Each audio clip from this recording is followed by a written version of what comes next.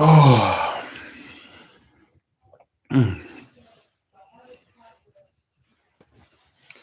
all right. We can now begin the stream. I've mentioned before that one of the biggest issues with trying to stream on Monday, and this is happens a little bit on Saturday, but not as much as the individual that's here all day long that is very loud and distracting. And I actually am considering just canceling streaming on Monday. Period. Like maybe there should be only one day a week where I stream. I had a user on Saturday who I was making like jokes about how they didn't come to my stream on Monday, or rather it was Thursday. I had an impromptu stream on Thursday just as a joke. I was like, "Oh, you were, doing this thing," and they said, "Well, I can't be at every one of your streams." Like, I don't expect anyone to be at every stream I do, But when you schedule something specifically so that people can be there when you do it, which is only what twice a week, and they still don't show up, that's an issue. But no, my main reason for just kind of getting fatigued with doing these on Mondays is just that person's here all day long, very loud.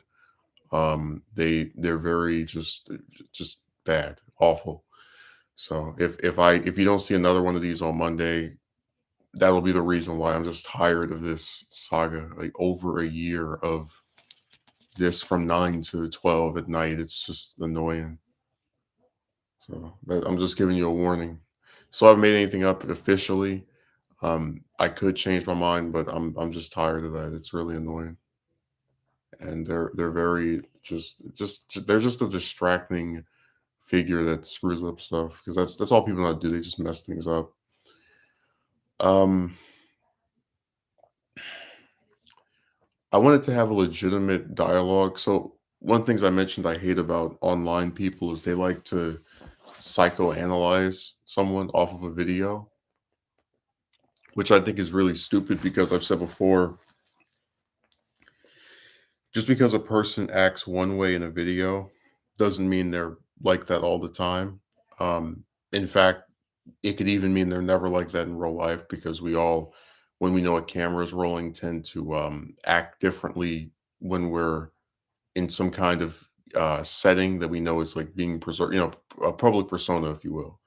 So I acted differently at work to where, I had the manager trying to say I was the shyer person and I wasn't outgoing. And it was like, well, I'm in kind of a damned if I do, damned if I don't scenario where if you have people who can get you in trouble because you made a joke they didn't like, or you act in some other way that is considered not entirely professional, you're going to have the potential of these individuals going back and reporting you or getting upset or some of that effect. And then when you can't even smile at anybody because you're wearing this thing all day, it just seemed like it's just impossible to actually be yourself there because you're not friends with and this is always the problem I have with these employers. It's like, do you guys not understand that you're not friends with these bastards? They come to your store to buy something.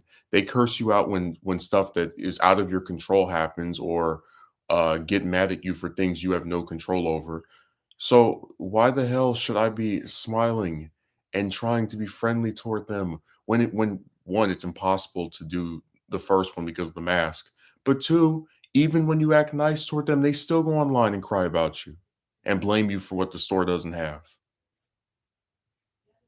They like why attempt to be friends or go out of your way to be friendly towards someone who wants to make you their victim? Because that's what that website was. It was just them trying to um, you know, have somebody else take the fall for something that is out of that particular employee's control. I mean, they acted like I was the manager there or I worked at the warehouse and I could just determine what's around and what's not. It's really nuts. And every time I explain the system to people, they mention how screwed up it was. But getting back to what I was talking about, again, I don't like the way mental health is talked about online because you always have some stupid bastard that tries to say someone is like there's something wrong with the person because a lot of times stuff out of their control. Oh, you must be mentally ill because chicks don't find you attractive, even though they're doing the exact same thing to all these other damn men. But we're going to try to like specifically analyze you. Um, But, you know, I was thinking about it and I said there's a case to be made that getting rejected over and over and over again, year after year by different chicks, right? No matter what you say to them, no matter how long they talk to you, no matter what they say to you, because we've made a whole case about how insane we think some of the lengths chicks will go to, like, you know, screw with you, as in pretend that they're interested but not actually do it. How screwed up it is. Like some of them will have these hours long sexual calls on Discord. One of them even agreed to marry me about, half a decade ago. There was another insane bastard from last year who, I'll never forget this, that asked me out and then somehow was able to say she wasn't interested anymore. Just all that terrible dumb stuff that female douchebags do. Let's keep it real. um that can have a serious effect on somebody. And again, we're not saying this to make fun of people, because we're not this isn't I'm not in the shoes of these antagonists on here, where I feel like being aggressive toward people for stuff that shouldn't even bother me. Like, why would you get mad that someone is talking about, garbage romantic encounters with chick, just like stuff like that.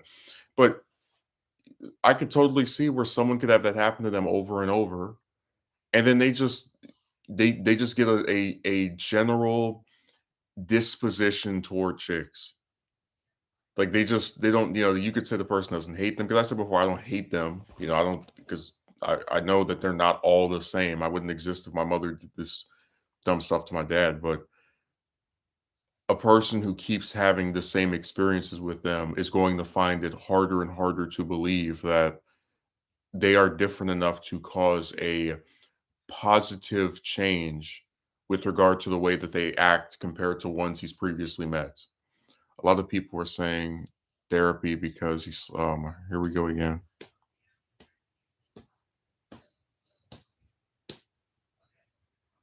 It's like there some guy gets the taste left out of his mouth on TV and everyone acts like they're a psychologist now.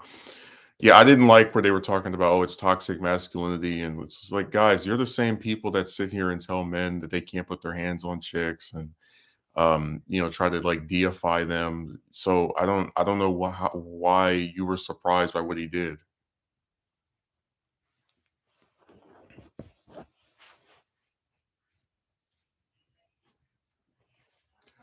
I'm not even saying that I support what he did, because I don't really like assaulting someone because they said something. But I wouldn't.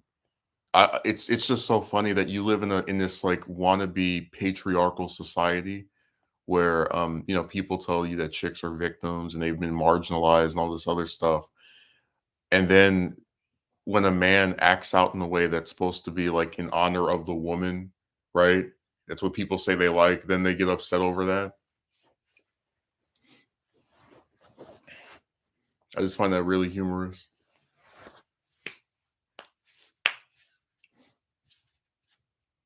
I haven't seen Dio in so long. He's been over there watching those trolls. Dio's another one of those people that just sat there and decided to go see that stupid vampire movie all day long on Friday. I already seen the movie at least 12 times in the last 3 days. He goes to the theater, watch it for like 3 hours, and then comes back and watches it for another 3 hours the next day. Yeah, your phone keeps dying quickly because you keep trying to record the whole Morbius movie.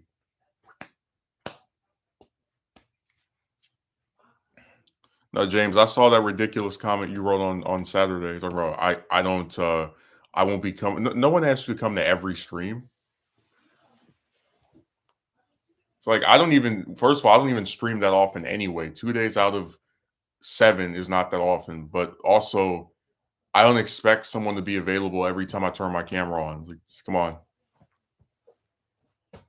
So I said online, people put words in your mouth. They spread fake news, misinformation. They make things up. They pretend you said something you didn't say.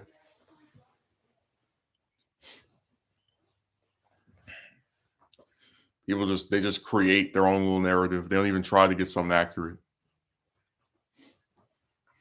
they tell men to man up, and when they do, they scream toxic masculinity. Either way, you just can't win. Well, that's why I told you that society with regard to like modern chicks is a hypocritical thing. I mean, remember, they want to be treated equally and fairly, but then the man is also supposed to be the one that asked them on a date.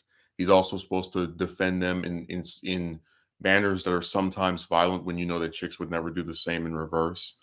Um, just I mean, I just think it's so funny how you have a society that says treat women this way, da da da da, and then when Smith does that, they start to backpedal and talk about oh, this is so toxic. And it's like, guys, you want this. Like this is what they want.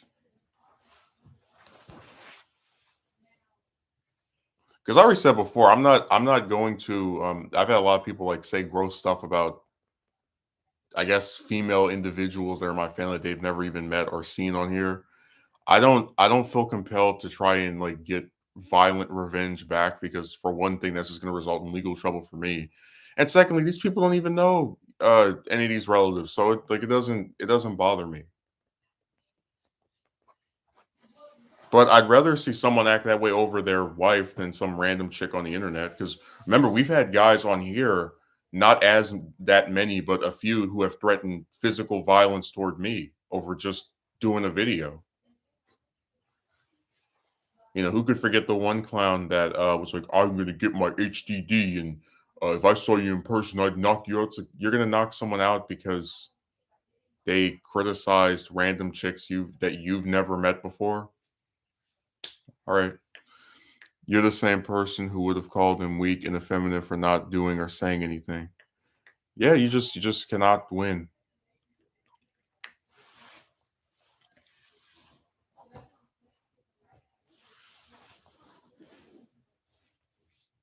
I said before that just society in general expects a lot out of people for very little. Like you have some individuals who are like, you should edit your videos. Like, I'm gonna edit a video so that I can get 5 more views. Really?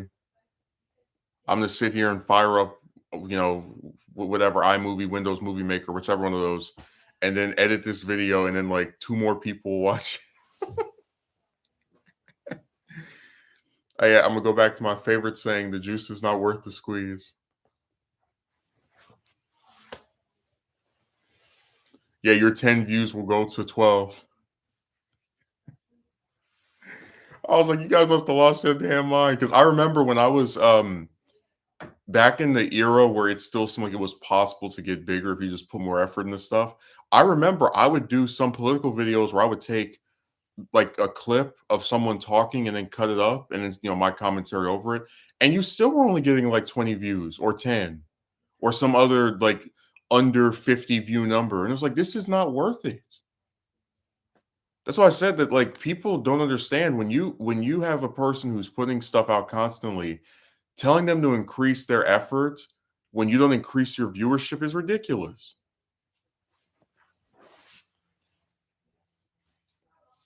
Just it's the same thing with the chick stuff. Like go to the gym, um, you know, aim to make more money, whatever that means. It's like you do all this stuff and then they still don't approach you, they still don't ask you out. If you go on a dating website, they ignore you. Like what you did all this like if you attempt to even bother with these things and you don't see a variance where there's multiple chicks now starting to reciprocate and trying to speak to you first, then you just did all that for nothing. But like I said, you live in an era where people really hate men. They despise them. They think they're supposed to be these slaves to a bunch of douchebags who are only getting better treatment than you or I because of what's in between their legs. You know what I find funny though? These people really try to lecture as if they know better. Yeah, as if he isn't one of the most successful men on earth. Well, all it was a moment of vulnerability for him. Something that you could kind of spin any type of way, and people just took it to try and like call him out of his name and say, "Oh, you're this and you're that." It's like Guys, he's more successful than a majority of people who have been born and ever will be born will ever be. And while that doesn't validate what he did necessarily, it does mean that you can look at a lot of the ways that people are reacting to this. Because I remember he slapped a this weird reporter about 9 years ago that tried to give him a kiss. This guy, and nobody condemned him for that. No one criticized him for that. No one said, "Oh my God, how could you hit a report?" No, because the guy was trying to kiss him, and he was creeped out by it. So I don't, I just think they're just seizing on it to be nasty.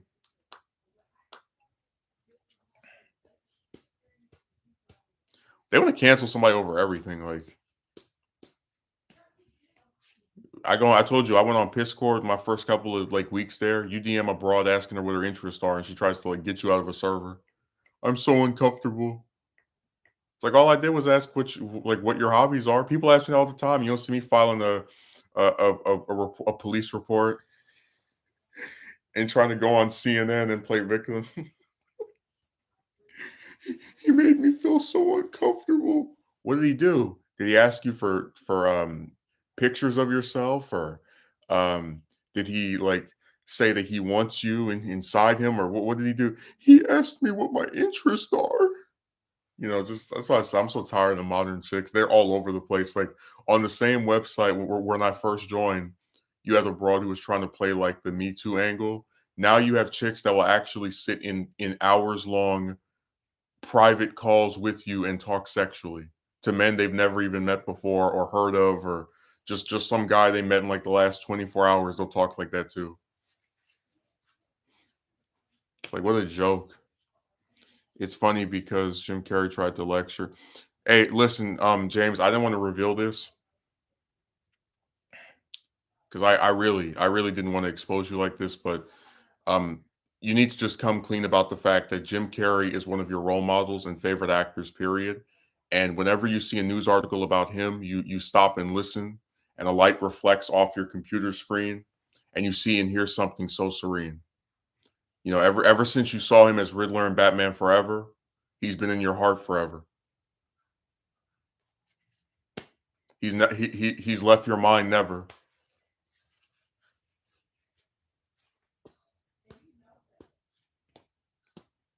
So don't even try to pretend that when you see a story about Jim, your attention goes from dim to heightened. It's one of your favorite actors of all time.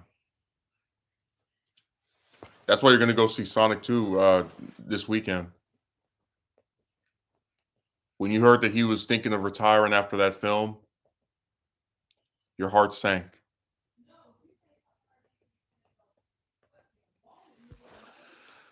I've been telling people that cancel culture hurts minority groups the most and does nothing of significance.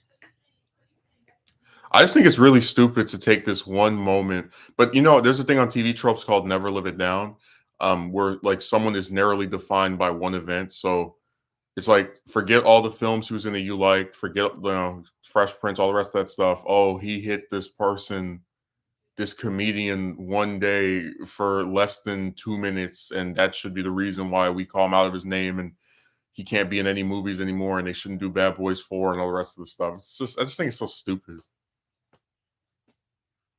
Because even with like a lot of the chicks that go online and talk trash about men, like they say sex, by the definition of broads, right? Where they try to say that if you don't always say some, because people can't infer that you don't mean all. You have to always say some.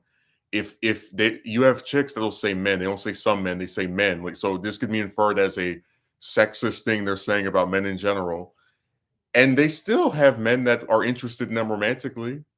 So like I don't really get this thing of, but again, it's like every time someone gets narrowly defined by one event, it just seems like it's usually a guy, who has this like one thing that people don't like and they just hold it over his head forever.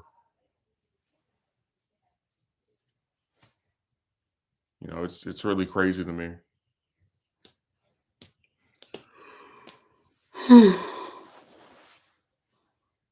Mm.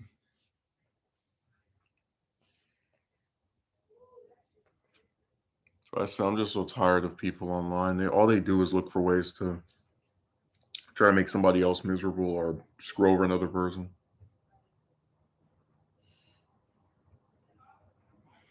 Now, this guy asked me, "What did I think of like going out and asking?" And I said, I don't care if somebody else wants to do that. I again, the romance saga has always been other people bothered by my love life and focused on it, whereas I really couldn't care less about theirs.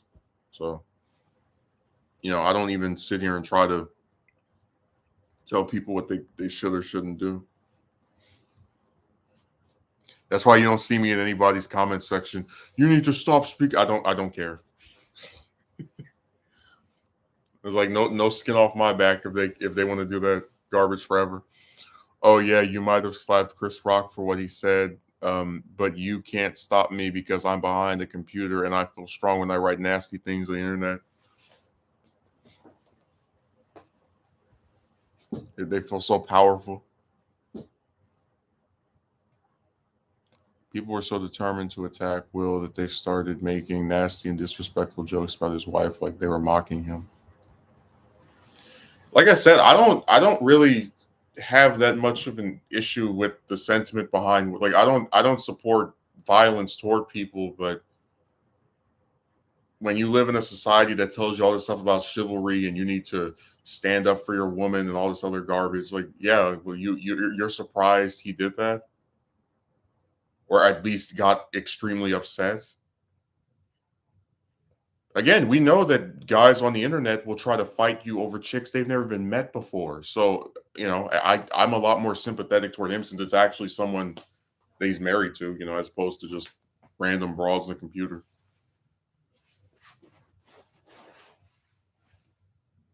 I just think it's really insane that oh my god, society just contradicts itself so much.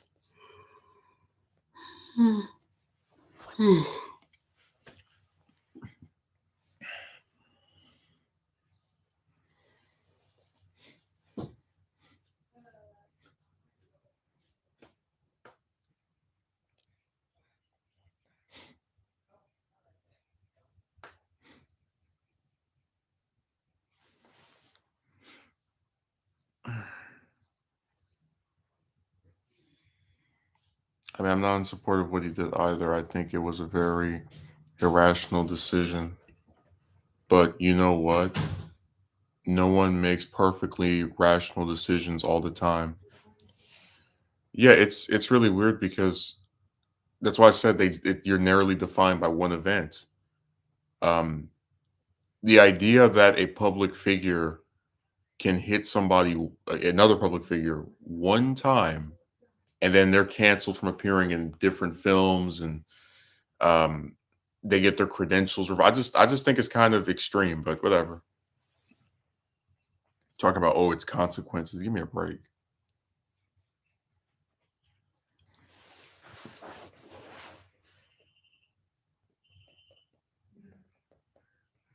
Yeah, they drive me crazy with that stuff.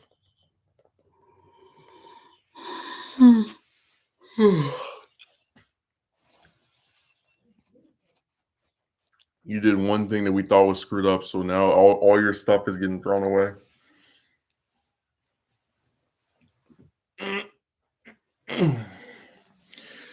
Somebody actually made a good video where they were like contrasting Will with Ezra Miller, and they were talking about how Miller got in trouble like 2 months ago over some kind of bar fight thing, and then later on, about a month or two later, was um, broke into some couple's bedroom and stole their credit cards and threatened to kill the man's wife. And it's like, at least with someone like that, if Warner Brothers was to say, "Hey, look, we're tired of you, goodbye," that's someone who has repeated offenses.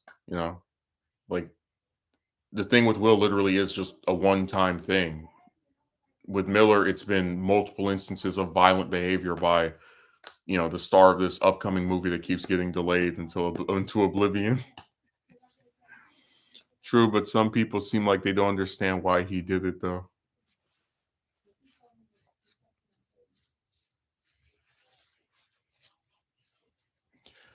I just don't know why he had to. I guess maybe I didn't really find the joke that funny anyway. Like there are so many bald chicks that just it's like whatever. Not really a thing I bring up or mention or would feel a need to make fun of. Um, but again, maybe it's because I don't consider myself a comedian of that variety. I wouldn't. I just I don't know. It's just I think it wasn't the best joke, but a lot of people are now making more gags about it.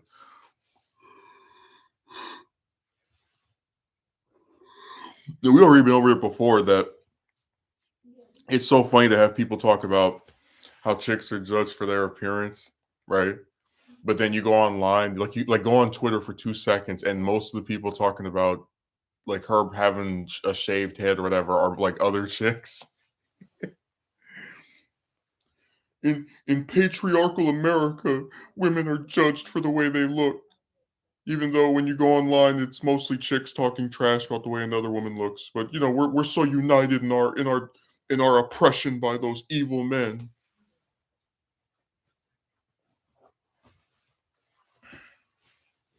It's really ironic. I think this is just another sensational media news story that'll get dropped 6 months down the line, and Will still be acting. Yeah, I would be shocked if he just retires after just like what. So I'm just saying it's another one of those things where I don't really think there's going to be like the most that's going to come out of this are just some memes and some goofy little videos people make online.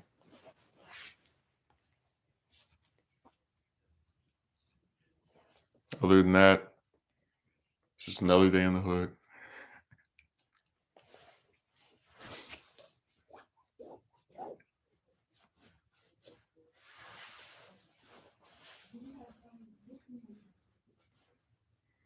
Yeah, somebody made a video about 3 weeks ago that I just keep going back to and laughing at.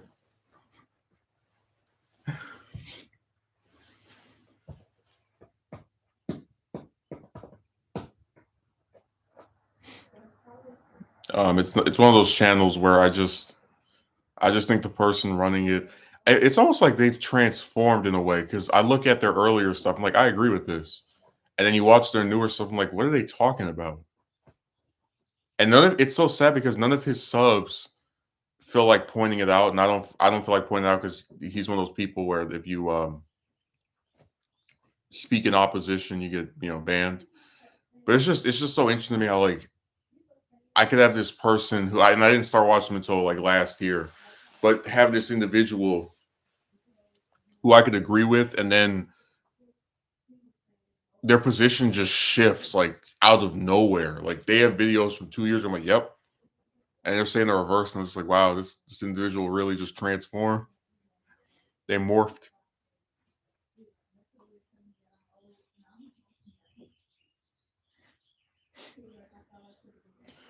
But getting back to the mental health topic, I think a lot, the thing people don't realize that a lot of bigger content creators, ones that have like hundreds of thousands of subs, even ones that have like 30,000, which is much smaller, but it's still, comparatively large to some of the ones down here. It's like they don't read their comment section at all. They'll just have a whole bunch of comments being written to them, and they'll just ignore pretty much every single one.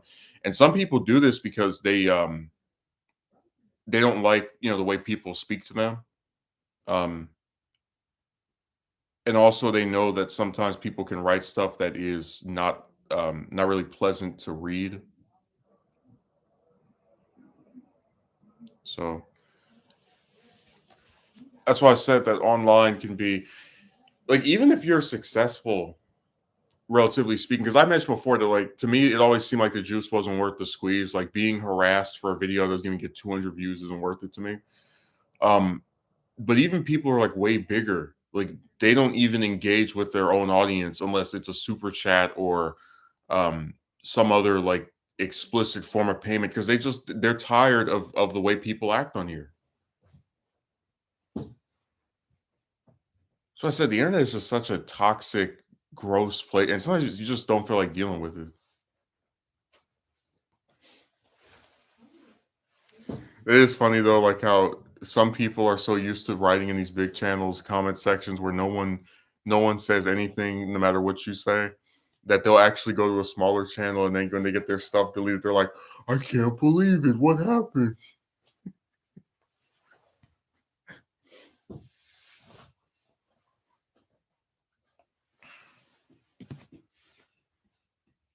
What in the world is what the heck?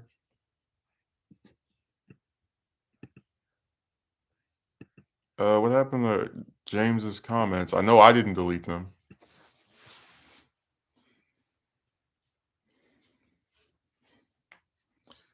Did he go through and delete all of his comments? This is why I've been slowly limiting my use of social media. Now I only post about things that interest me, like comic books and anime. If you see how toxic discussions on those can get, like, I'm telling you, every time I go to a Make Tasm 3 video, I see someone there. It's like, this movie should not exist. Garfield said he is done playing the character. His No Way Home was the perfect send off. Like, guys, if you don't want something, maybe don't go to videos from people who do want something. I guess I look at it like this: if I'm making a video on the news and someone wants to challenge the opinion I have there, it's like whatever, you know. But why does every time someone makes a video about something they want, like a form of entertainment, do you feel as if you're compelled to be the person that is opposed to that idea? Like you don't like something, but then every time it's talked about, you're there. I give a perfect example. I did a video back in November about um this character that I thought was like really underused, and then and like I screenshotted several comments, not in my comment section, but somebody else's, where they were like talking about they don't need to use this character anymore. They had their chance, and then I go and I look in another guy's comment section. This video was made like a month ago, and I'm like, I keep thinking I'm gonna make a video making fun of this one person's dumb comment. I go and I look in the comments set like I'm just watching this video again from November, just watching it again just by happenstance. It's the same. One of the four comments I screenshotted is the same guy in the comments section several months later talking trash about this, like not wanting to see this. And I'm like, I don't understand. Like, you know, it's so funny because it's like there's really not that many people who are just like maybe some people are indifferent, but most are not going to sit here and write, this doesn't need to happen and I oppose, they're not going to waste their time doing that. So it's like there are these people and it's a small group of them, but like there's this group of people who are against something and they can't just not want it. They have to make sure every single person on the internet knows they don't like this. Every person. That's why they go in these comment sections that when no one asks them to show up. That's why every time this topic is discussed, they're the first one there to say that it shouldn't happen. I was really surprised. I was like, wow, it's the same douchebag. And listen, I'm just going to put it this way. You can say it's messed up for me to call someone that because they don't want the same like movie or character or whatever that I do. But my thing is, why does every time this gets talked about, does a person who doesn't want it keep coming to stuff about it? Like why do you have to put up with it? Like if I make a video on this and it gets enough views and this guy shows up, it's like I'm not supposed to get annoyed. Like I've already seen you say you don't want this two or three different times. Again, I'm just tired of the anti-everything crowd. I'm tired of people that are opposed to stuff that they barely know about. They've seen no trailers for it, no scripts. They only know maybe one person that's going to be in it. I'm just sick of it because this is not helpful or constructive. This is why stuff doesn't get made because a bunch of people sit around going, "This can't work. This can't," and they barely even have anything there to begin with, and then they go and jump over to some other idea. They got nothing better else to do and want to announce their unwanted opinion about their opposition about something they don't want to happen. I'm telling you, I'm not even like a big TASM 3 supporter. Like I said before, I like the first one, second one, I think it's terrible. But you'll never see me in the comment section of a TASM 3 video going, this doesn't need to happen because Andrew's story is complete and they need to focus on the newer iteration of the character and not go backwards. It's like, shut up, you know? It's like, okay, you don't want him to come back. That's fine. We don't really need to know that. You could just not like watch this video. It's really not difficult. Let me keep returning back to this video that I claim I don't like the topic of, or to announce my disdain towards what is being discussed. That reminds me of on Twitter when they have the like make Raimi Spider-Man 4 like tag. There's this one guy who's like, "What a stupid camp," and it's weird because he supports them releasing the editors the what do you call it, um, the full version of 3, which is like 3 hours long, or whatever. It's like, this is a stupid campaign. Toby's story is complete. I'm like, I'm glad you feel that way, but why the hell does every time you see that damn hashtag, you have to say that? Like, just ignore it then. Just like I wasn't really someone who was trying to get Young Justice back because I thought season 2 was bad. Um, but when people were campaigning for it, I didn't tell them this show doesn't need to come back. I don't want it to come back. It's like, okay, I'm not really a fan anymore. If other people want it, whatever. Like I don't that's why I said that like the thing about people online is it almost feels as if they're so miserable. Because remember, if someone makes a movie or a show, you don't have to watch it, you don't have to check it out. So it existing doesn't do anything to you. I don't know. I just think it's so weird. Like, people are just opposed to everything. Like, you just look around, you can find someone's like, I don't want this. This should not happen. They shouldn't do this. It's like, shut up.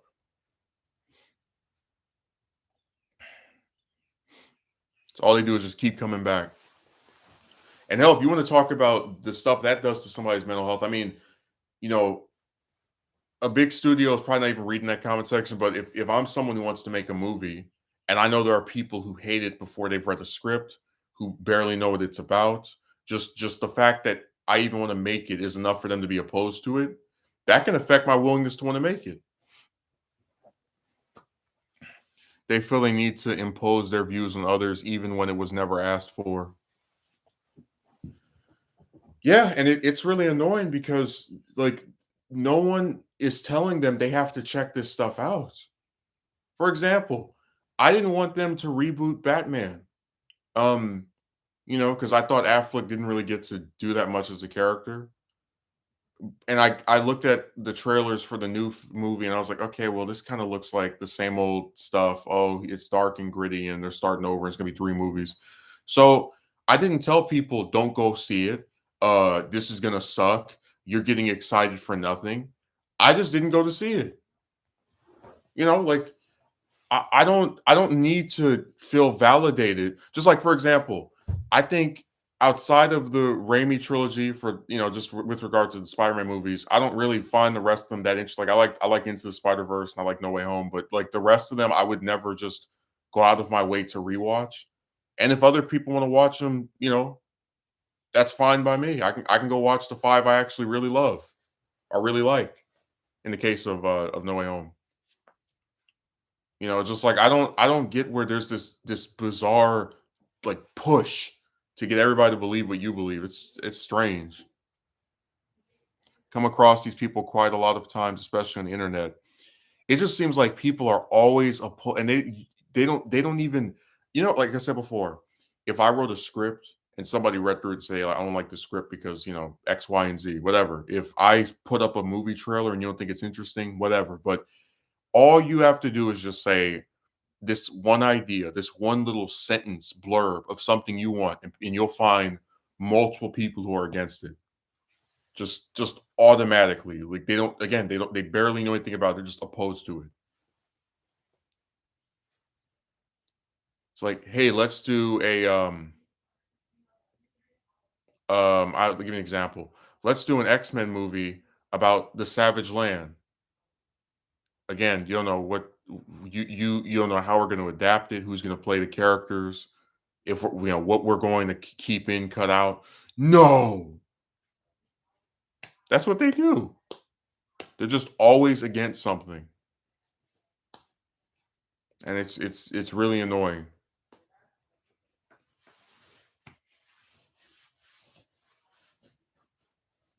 I'm glad I don't listen to people online or like that. That most of the time they don't actually get listened to because if they did, no one would ever make anything. Like if you when I was the interesting thing is that like I remember 3, 4, 5, 6 years ago I really don't recall seeing these types of comments around. Like I don't remember just every time something new came out, there was a person like this is going to be bad and this is uninteresting and all the rest of that stuff. But I think what it is that we're in an era where like pretty much anything is possible as far as what gets turned into a movie or into a show. So more different creative ideas are being thrown out there and people are just kind of like trying to also like at the same time as they're expressing what they want and don't want, they're also trying to articulate to you why you shouldn't get what you want. Oh yeah, this is true. I know what you mean thinking back on it now. Well, for example, I can vaguely remember let's get an example. Just I'm trying to think of something. Like first when Infinity War came out, I didn't see anyone saying they shouldn't make another Avengers movie after this. Um this should be the ending. You didn't see those types of comments. You saw people reviewing the movie, saying what they like, what they didn't like.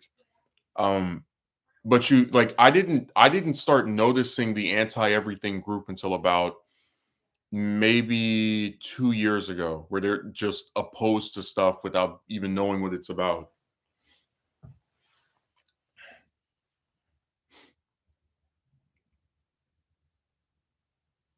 I didn't see any of these people a few years ago, before a few years ago.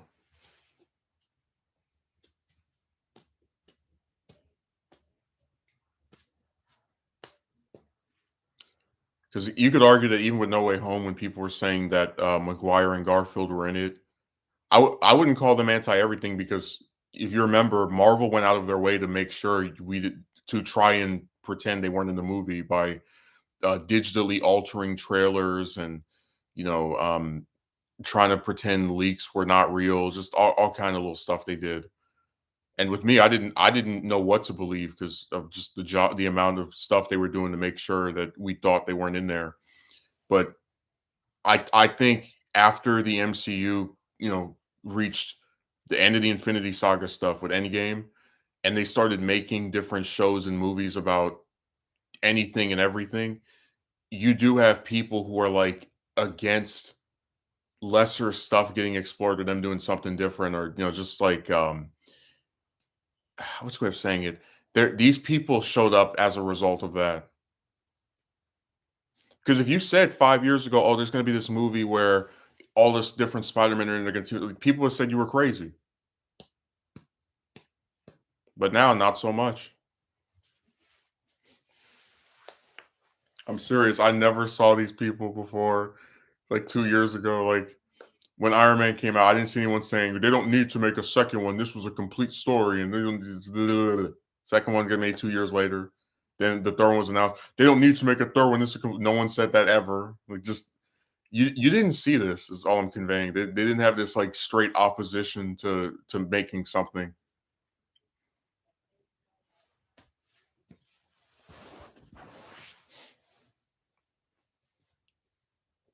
That's a really good name for them.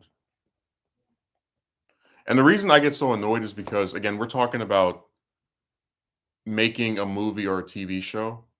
And a lot of times these people have not I don't want to say dreams, but they have things they want to see out of these different series, right? Like so the same guy who says, "Oh, don't bring this character back," is the same one that wants a new like a movie that's a sequel to this other film. I'm like, what I find so ironic about that is we're supposed to like we come on his video and antagonize him and say, "I'm glad they're not making a sequel to that movie you like."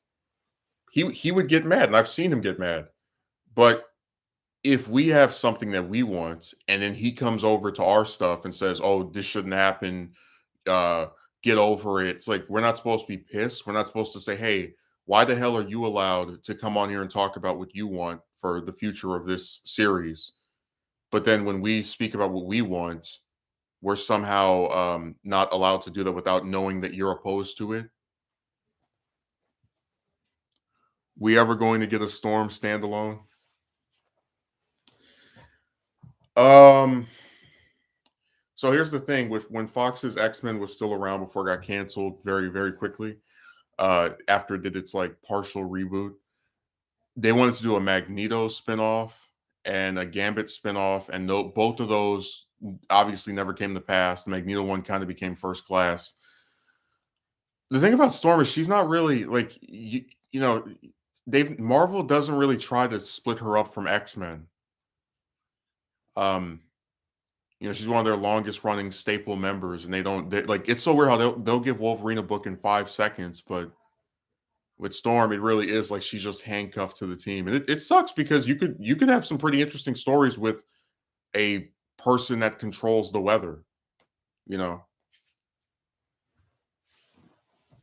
But like I said before, Marvel already just decided a while ago that it was always gonna be crappier than DC when it came to actual like female representation.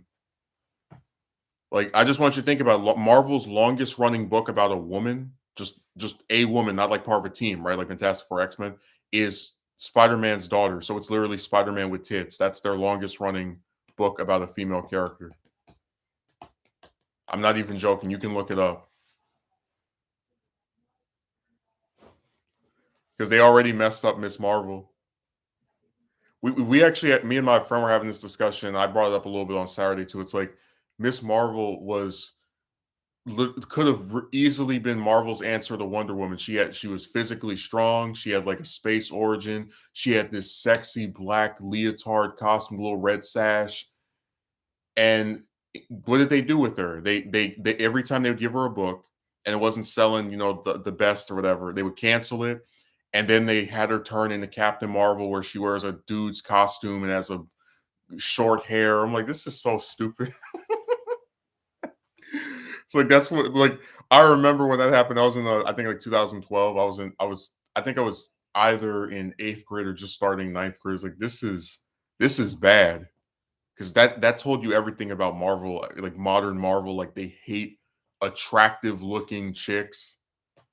Like Jesus Christ, no, it's really sad too because I mean, there's a whole bunch of female superheroes that wear costumes that are like concealing. I don't know why having one that shows some skin, which even then isn't even that much. Like you see the top part of her arms and then like pieces of her thigh, and that's about it. That's why I said Marvel is so weird to me. God, like that if there was one character they should have propped up for just that basic female representation, it should have been Miss Marvel, but they botched it. That's why when Captain Marvel came out, I was like, whatever. It really has changed. Dude, nobody gets to wear a sexy costume anymore. Like with Psylocke from X-Men, she has this attractive blue leotard bathing suit, like the leotard, right? Um, and they've had issues where she wears like a full body suit. I'm like, put her back in the leotard. Because remember, we're going off of what is like, what's fair and what's not. It's like I remember one of my favorite X-Men is Kitty, the one that turns that can go phase through things. She always wears a fully, you know, concealing costume. Like with her stuff, the only thing you can see that's bare on her is her head.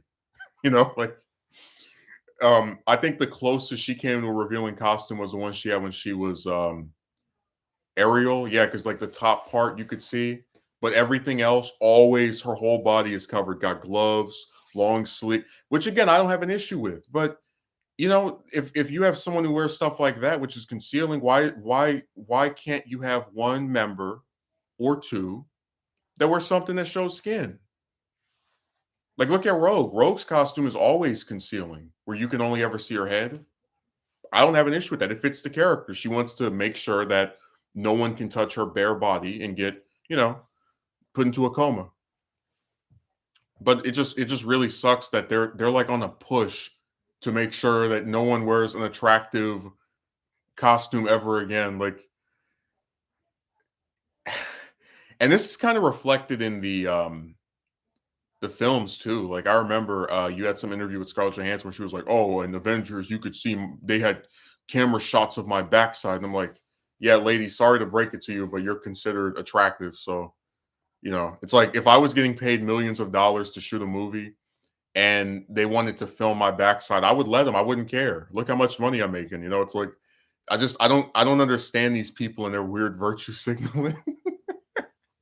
It's like I'm so tired of being sexualized as I go to the bank. No, Megumi, they don't let anyone wear a hot costume anymore. Too afraid to show off their beauty and make them look elegant and attractive. They never let anybody do that anymore. And it's so weird because like most like it's just so frustrating, man. Because like a lot of female superheroes barely even wear anything that shows their skin. Like Catwoman wears a full body suit that's very tight, but it also covers her whole body too, like except for maybe her mouth. So it's not really revealing at all. Um, she's never really had a revealing costume. It's always been something that covers her up entirely, damn near. And then it's like you have Batgirl who's always the new costume she has does show her hair because before it was just like a little back window. But it's like again, they're fully covered, and then you have Supergirl who infamously right had the skirt right, and you could like see her legs, whatever. And then you look at her in the Flash movie, and it's a full body suit that literally looks just like Captain Marvel's. Got the same stupid red part up here and the blue thing. I was like, man, get out of here. I was like, they don't let any chicks appear attractive anymore. They never let them show skin.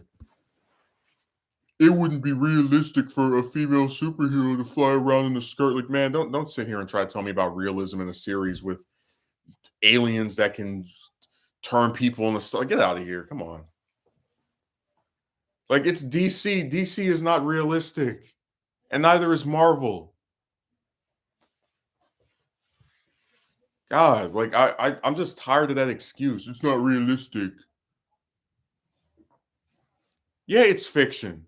Think about this. You won't buy a woman flying around in a skirt, but you'll buy a guy whose ring he can turn into constructs and fight villains with, and a guy that has laser vision and see-through vision, and his weakness is a green rock. Like, give me a break.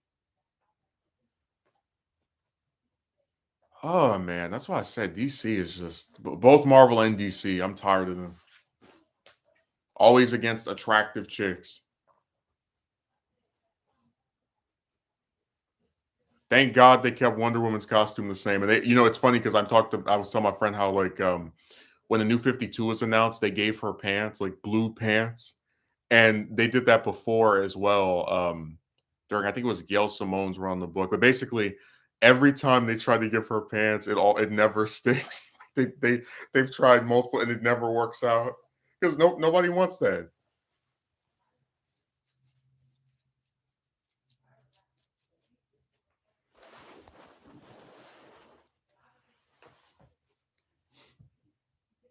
That's why I said I'm so tired. They always try to find a way to make attractive chicks like not wear attractive costumes. It's really annoying.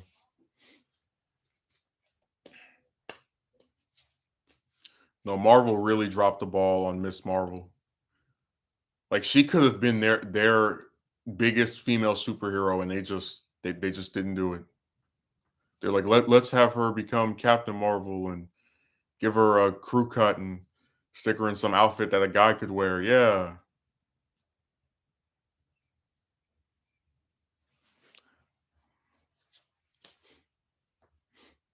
No, they really botched that hard.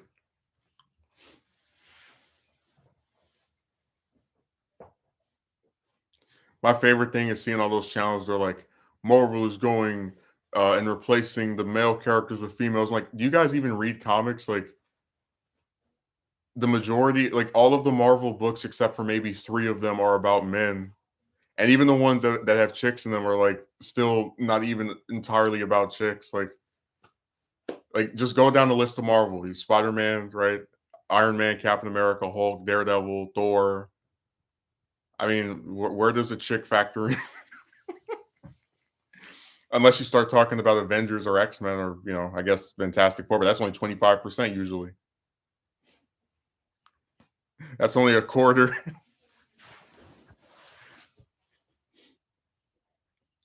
That's really crazy how X-Men started off as just this ripoff of Fantastic Four, like even down to the way the members were formatted, where it was one chick with like multiple guys, and then they just completely changed from them thanks to Claremont.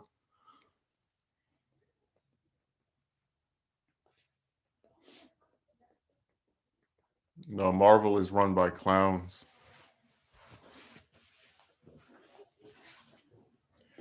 They don't let any chicks have any attractive looks anymore. They're always against it now.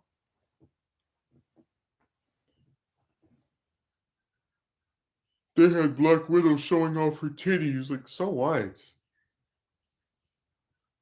Like, okay, you're telling me kids have never seen a boob before? like, like, like, like a little piece of a chat. Like, come on, man, give me a break.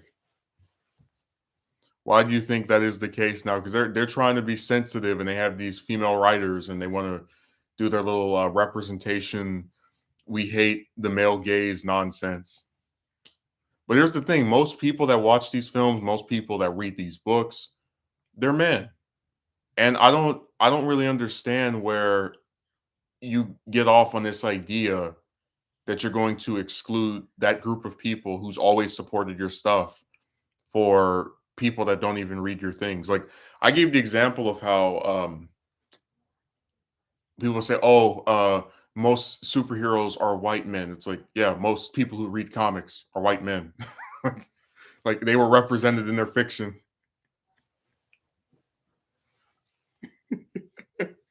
You know what I mean? Like oh no,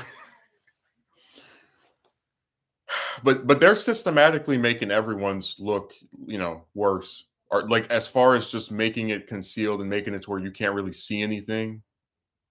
Like look at Scarlet Witch. Like she had a very I'd say concealing costume, except for where you could kind of see the tits in the front with like the red. For if you saw Infinity War, you know what I'm talking about. And then in WandaVision, they gave her a look where it shows off her arms, but then you can't see any cleavage anymore. It's like a full window. I'm like, I mean, it's not the worst redesign, but I like the one before. I know she was complaining about it, and maybe that like factored into why they changed it. But I just like that look. I thought it was nice. I thought as much. That's such a shame they made that decision. Well, they're just not trying to appeal to men anymore. That's why they put attractive chicks in unattractive get-ups. Like when I saw Supergirl's costume several months back when we started like getting pictures of the Flash, I wanted to vomit. I thought it looked terrible. Um, it's you have this character because it's not hard to do a Superman or Supergirl costume. Supergirl's costume is literally just Superman's usually, except with a skirt. That's pretty much it. Like it's got the same boots.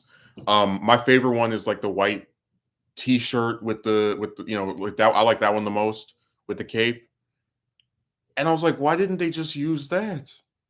Because it's not a difficult look to believe in live action. I mean, it's just a person. If they use that one, it's just a person wearing a white t-shirt, or again, a look that they've already used with Man of Steel. So it's like something I thought was so simple. But you know what? It kind of reminds me of like the dichotomy of those early of like the Raimi Spider-Man films and the X-Men movies are like, so for those that don't remember, X-Men came out in 2000, and 2 years later Spider-Man, and then X2. And it's like I thought it was so interesting when I was a kid. I was like, you have Spider-Man in this iconic, visually stunning red and blue costume, and you have the X-Men looking like they're going to a funeral, wearing all black. Everybody looks the same.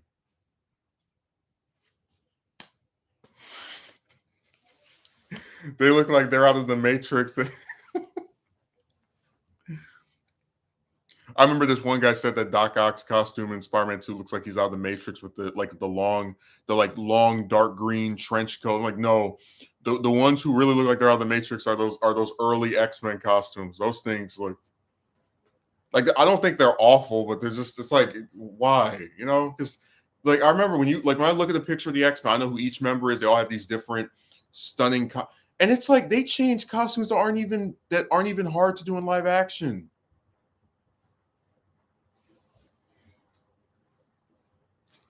it's weird, man. And that'd be funny if every X-Men movie ends with them at a funeral. That's why they always wear black. They're so used to people dying.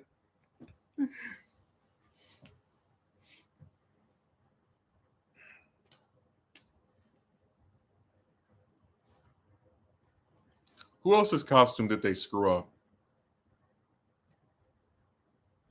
I'm trying to think.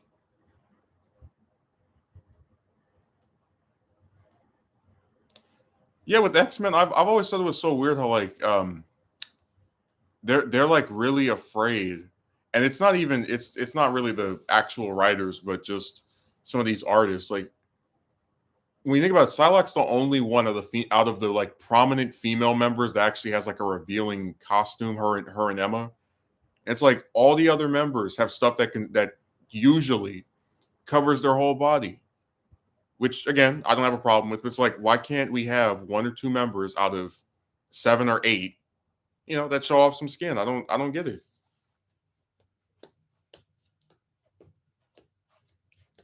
Hey, you look at that what's that game, that Spider-Man PS4 game that everybody was saying was so amazing.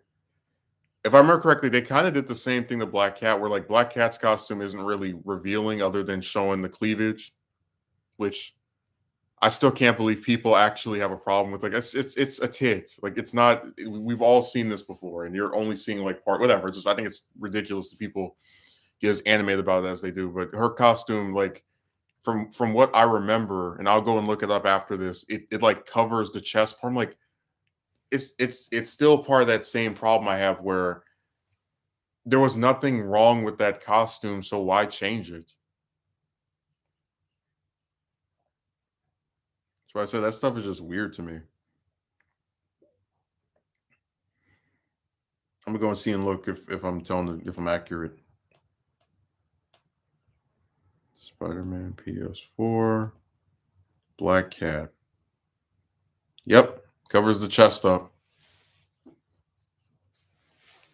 Dude, her I've seen like the most her costume ever like and this goes back to my thing of how they're even costumes that aren't that revealing, they're like afraid to just have normal. Like a suit that covers her hands, her arms, her shoulders, everything except maybe right here, and they cover that. Even from the original Spider-Man 2 game, her costume just showed some cleavage. That is all. Holy cow! Not anymore. You can't see anything. Dude, people are so afraid of tits.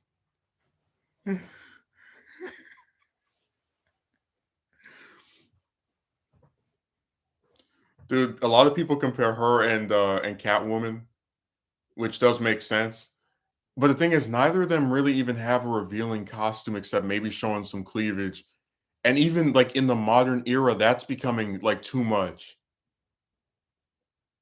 Like it's really weird. Like if you like we're getting to a point where if you see a piece of a chest, these people are having a heart attack. God, man. One of the reasons why a lot of people like mangas more than American comics currently. Not even just because like the stories are more interesting, but also like in Japan, they're not afraid to have attractive chicks. They're not sitting there and like losing their minds because oh you see the parts of someone's breast. Oh no, what are we ever gonna do? Kids won't read this or what? Like they don't, they're not they don't have the same like sensitivities that Americans do about this stuff. It's like there's bigger things going on in the world than if a kid sees part of a breast on a character. Like it's just so stupid to me. Like I remember when I was little, I don't recall this stuff being this way. Like it's so interesting how we live in an era where people are like becoming more open about sexuality and like stuff that used to be taboo, like having kids with a wedlock, just different things like that. But then at the same time, we're also regressing in terms of now we're afraid to show cleavage, and if someone has a revealing costume, we have to find ways to cover. Just like, can you guys just stop? Like it's annoying. the Japanese don't mess around or tamper with these things. And yes, sensitivity, that's what it mainly is. But who's protected with this stuff?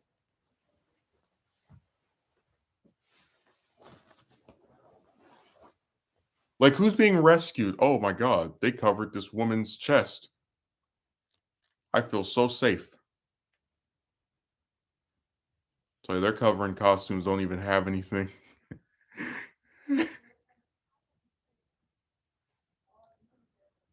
They're covering up looks that aren't even that bad or that really don't even show anything.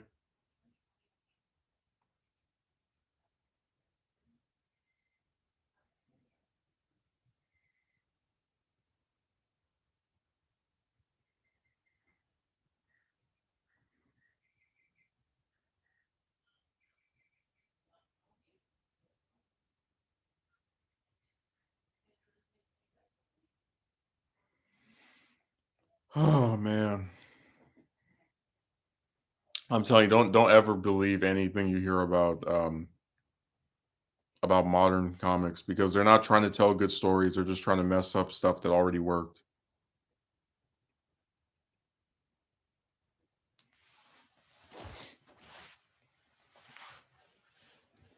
This is also reflected in some games having some original content censored or removed. I mean, I'll always remember in the original Spider-Man movie game, the one from 2002, they were going to have it possible to where you could play as Mary Jane. But the reason they didn't, but you can still play as her. You have to do like a little hack or some kind of cheat code, some kind of like trickery. The reason she's not playable in the classical sense of everyone else is because in this the Spider-Man rescues Mary Jane, and if you play as that really kissing herself, that they decided to like write that out or to cut it out.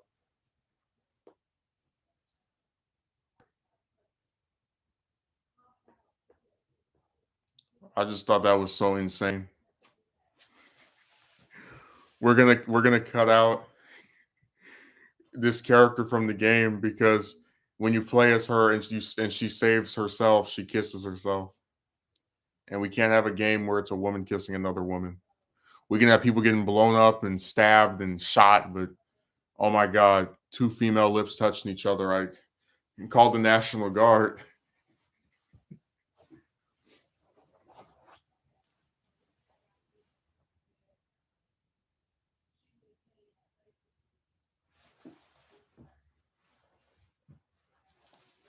That's why they did it. They didn't want a woman kissing another woman, even though, again, she's kissing herself.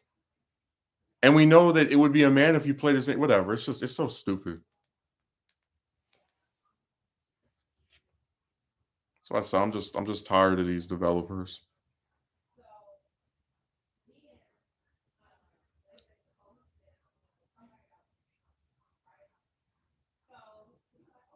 It never stops.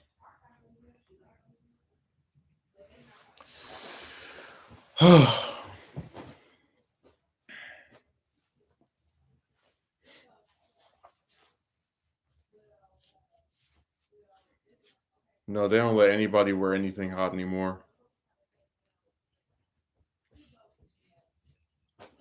All this stuff about the female gay. What really gets me, the male gaze rather. What really gets me is that for a lot of these films, they actually have no problem showing a man's chest off or like showing a man shirtless or something. And I know if you show a woman's shirtless, it's still like bad and I get it, but it's just really funny. It's like you're so desperate to make it to where men have like nothing that they can find attractive anymore. But then with chicks, they can see men with their shirt off, and that's okay.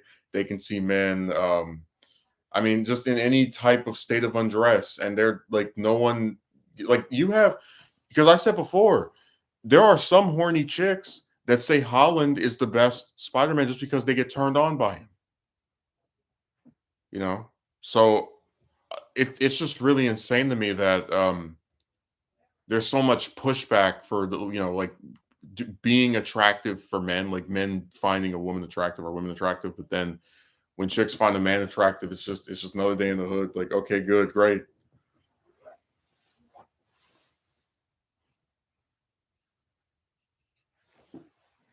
But do you think that's the minority though? Well, most people that are engaged with comic book stuff are men. But like how do I explain this? You have people who will like stuff for the dumbest reasons. Are reasons that don't even make sense. So for example, my best friend said that he thinks the TASM films are the best Spider-Man movies, which I don't understand at all, and I've made that very clear. Um, and he said it was because, oh, in those people actually die, even though people die in literally every single goddamn Spider-Man movie released up till now, except for maybe Homecoming. So, like I don't dispute that there's a bunch of them that just like his the most because they find him hot. It does depend on the master. See, I'm someone who wants accuracy. Um, and you can take some liberties, right? Like, oh, not having organic web shooters. Oh, he meets this person in high school instead of college, whatever. But I like accuracy. I like interesting characters. And that's what the Raimi films have in spades, which is why I prefer those over the latter two incarnations.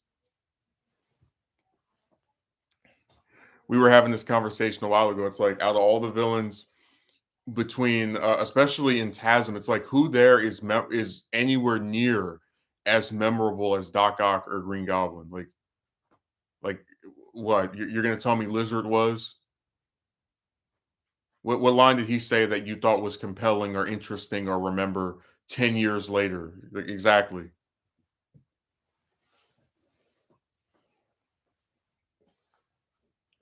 Who else do they have? They have crackhead Green Goblin, right? What line did he have that was interesting?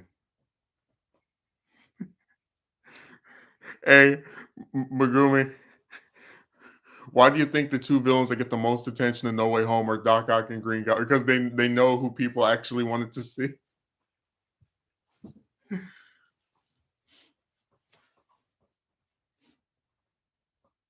That's why they're the only villains. Well, I mean, I guess yeah, them and Harry. They're the only like villains out of any Spider-Man films that actually have their own page on WikiPiss.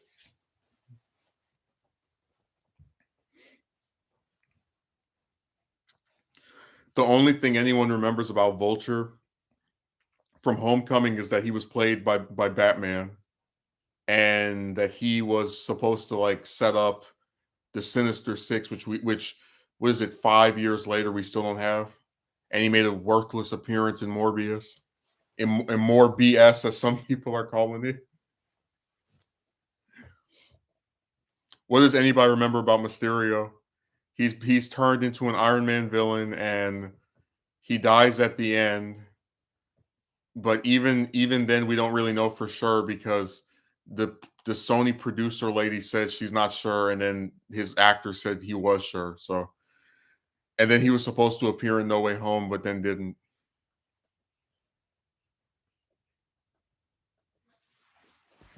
This is one of the few times where I'm glad they didn't use him because No Way Home is just too crowded for my taste. Don't forget about Raimi Aunt May excellent writing. Well, what does MCU Aunt May say that you remember? Exactly. Dude, I've had people have taken the speech that Aunt May gives to Peter in Spider-Man 2, where she's like, I believe there's a hero in all of us who keeps us strong and honest. They've taken that and they stuck it in stuff that's not even like related. Like I've seen that in inspirational videos. Like they don't even, it's not even about superheroes. They'll just take that and stick it with Rocky and all kind of other franchise movies.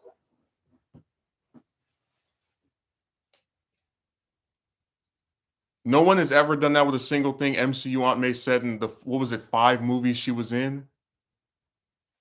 Because she's a worthless character.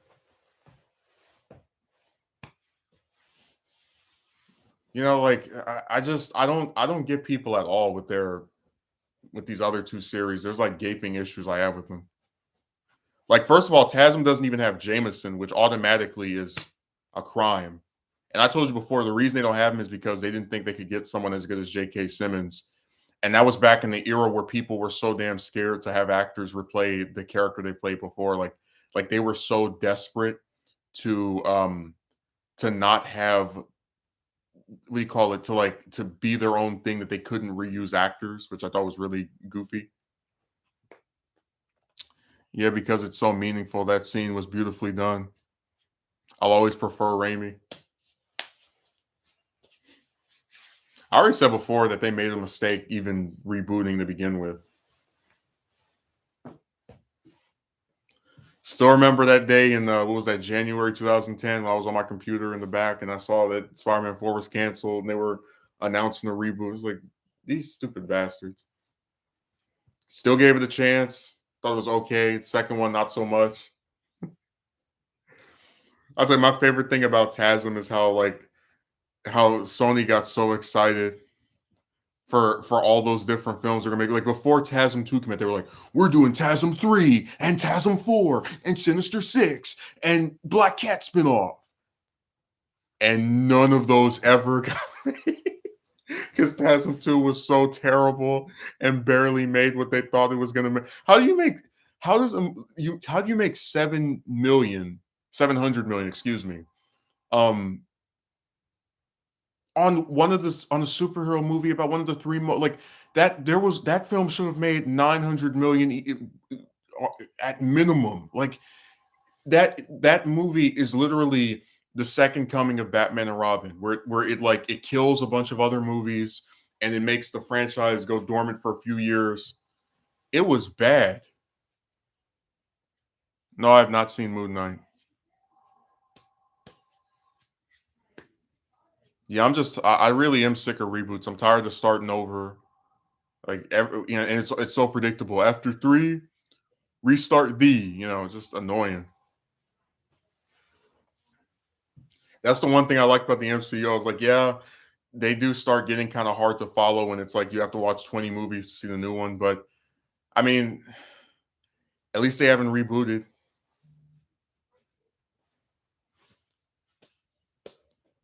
Yeah, people are obsessed with that damn number. All these trilogies. I'm telling you, if I ever did a movie and it got a sequel, I would announce a third and fourth one, just to not be a trilogy. Like I'm really tired of three.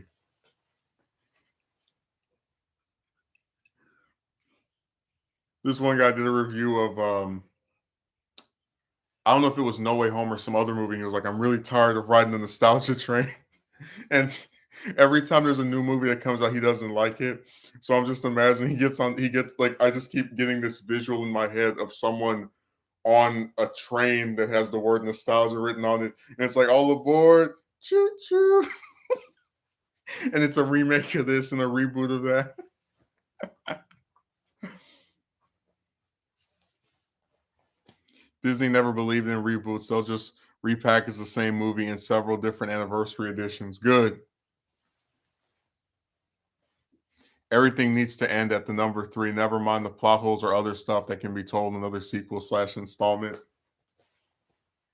I mean, that's one of the reasons that with Raimi stuff, it's like he had enough material to go beyond three. Like even with the Harry thing, that easily at the end of two, that could have been two films by itself. Because remember, at the end of two, he doesn't want to get revenge on Peter because that's his best friend. And the start of three, he wants to get revenge on him. So you could do a whole movie on just going from understanding that his dad was a supervillain and not wanting to get revenge for him to, twisting it to now wanting to. But that could be a whole movie by itself.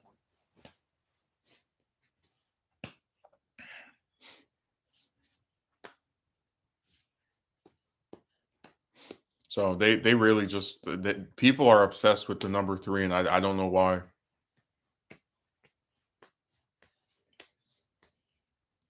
They quickly turned that on one of my least favorite numbers because now it's just very predictable to know when a story is going to end. Every time a superhero movie gets to its third, I'm like, is this going to be the last one?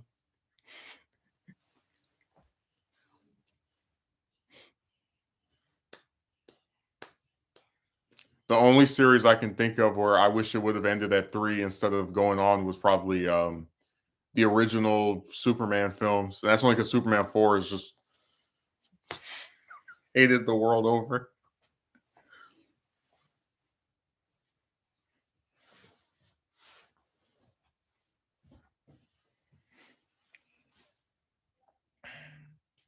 No, three is the magic number.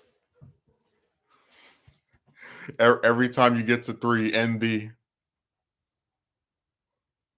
No, now every time I see a superhero movie and it's a sequel to some like, so is the third one going to be the last one every time now?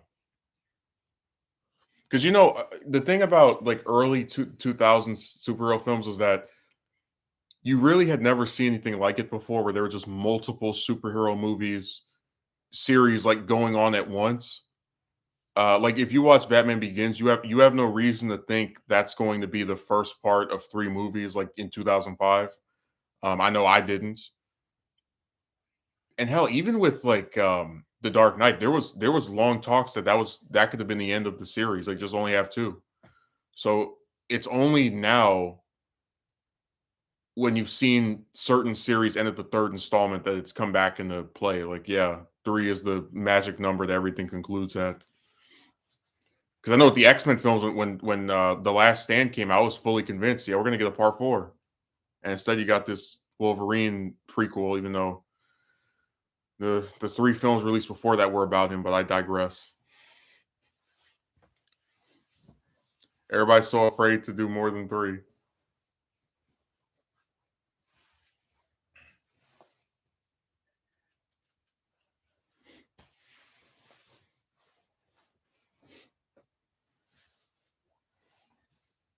Hell, that's why I was happy that Endgame came out. I was like, oh, at least they're not like. I remember one guy actually. I laughed at him when he said Avengers trilogy. I was like, what? Does this look like three? Does this look like three?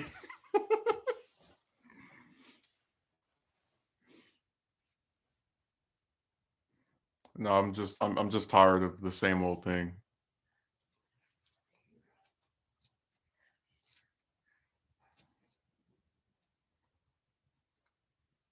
Like if there's one thing about Hollywood I would break is this like fixation on three. Because even when you get more than three, it's like people are still pushing for some variation of it. Like you look at the Star Wars films, it's like, oh, we have a trilogy of trilogies. Like, okay, three, three, three.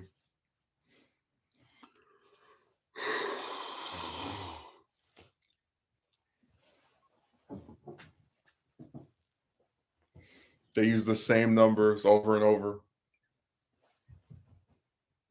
It just really sucks when you're looking at like these long running comic series and you know that they have multiple movies worth of material to make, and then they just feel this weird obsession with three. Like Man of Steel could have gone on for, I know it only had one movie, unless you count BVS, which I don't. That could have gone on for six or seven, especially if you're doing a connected universe. Like it, because there's a bunch of Superman stuff we've never seen in anything. Like we've never seen Brainiac, we've never seen him. Like we've seen Supergirl in live action, but like on the big screen, her and Superman teaming up never before. Like it's what I said. It's just that's one of the problems I have with three. It just feels like this extremely limiting number that studios, for some reason, unbeknownst to me, have an obsession with in acting. They just can't stop doing it.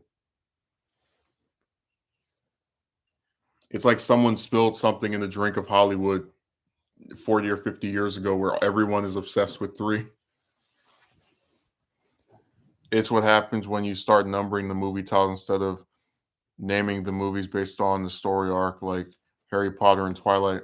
I don't think those are the best examples because in the case of both of those, they're adapting multiple books, and you're usually seeing one book per movie. So that wasn't even a conscious choice by a studio just to have more than three movies. It's just you have more than three books. Well, we're gonna have more than three movies.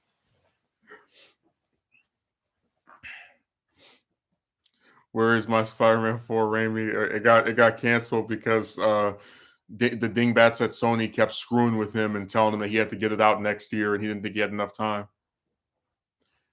Yeah, that's why I was saying that they started from books. That if you're adapting one book per movie and you have four books, it's not going to be three. I actually should be kind of pissed off with with Kevin Feige, because when Homecoming came out, he said that they were basing the Spider-Man films off of the Harry Potter films. But then somehow after 3, guess what we have? A new status quo, a pretty open-ended to where they don't have to make another one if they don't want to. No sign of a fourth one being made, even though they say a fourth one's going to be made. We have no release date. It's still as similar to a trilogy, is what I'm conveying. Sure, but let's say the Pirates of the Caribbean super movies could have used the same method. I mean, they did at one point. You had Superman 4, and they wanted to do a fifth one too, but several things complicated that. One of which being the series on TV with Terry Hatcher, which made it to where they had no interest in doing the film, and also Christopher Reeve breaking his back on that horse and being paralyzed the rest of his life. So those you had attempts to go beyond 3 before, and one successful attempt, and I guess technically 2 if you include Batman and Robin, because it is the 4th film in Warner Brothers' initial Batman series, even if it's got different, actors playing every damn body. So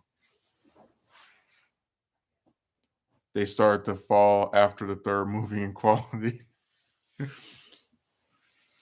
I mean, that's like a running disease, 3rd movie syndrome. Like that's actually a thing people have said before, like cited. So, but my thing is this: it's like, should you not make a movie because, oh my god, it's the 3rd one, and historically the 3rd one's not as good as the first one? Like, I mean, look at Thor Ragnarok. Everybody says that's better than the first 2.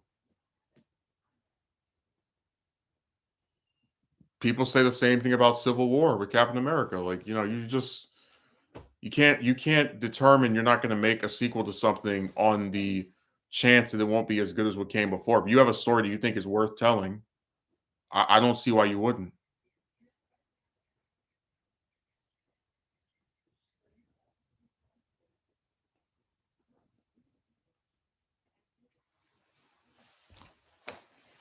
It's a win-lose situation with super movies. Either consumers feel like a series of movies is too long.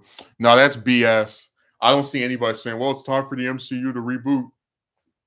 Even people that were saying it peaked, or that they feel as if this would like Endgame was a good conclusion, they're still watching it. Look at how much No Way Home made. That movie made almost 2 billion in a series that has technically been going on for, because it's part of the MCU for what, 13 years, 14 years, 15. But nonetheless, they made an effort to give fans more, which is what I'm getting from the current topic. They use source material casual superhero movie watchers don't care about. Dude, they've been doing that for years and they still make a bunch of money. Nobody gave a damn about Guardians of the Galaxy before the movie came out. And now they got a game and a TV show. Come on. If they take something, direct it, and write it well, they can make people care about all kind of crazy stuff.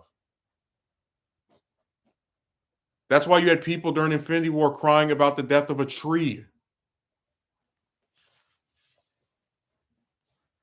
Yeah, but don't tell me about what casual superhero film watchers want. Like, give me a break.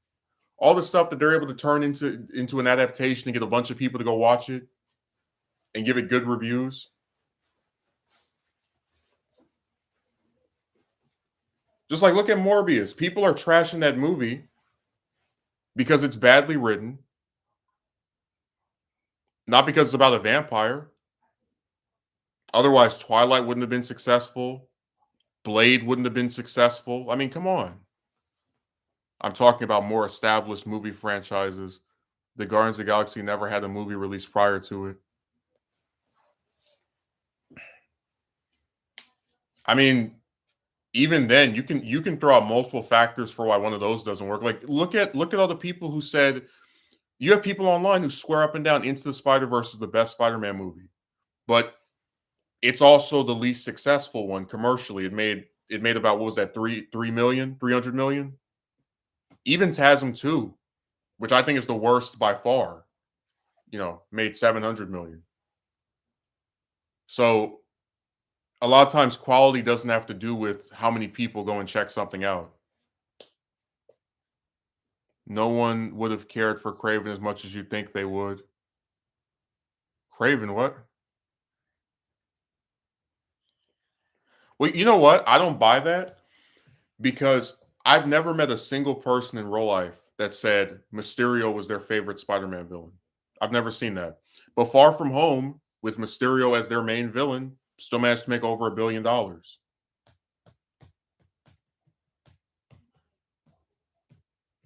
I think people care more about Spider-Man than getting, nitpicky over who the villain is of a certain movie. Like, would I really not go watch a Spider-Man movie because Electro's not my favorite villain? No. If the acting good, if is good, if the story is interesting, I'll go check it out.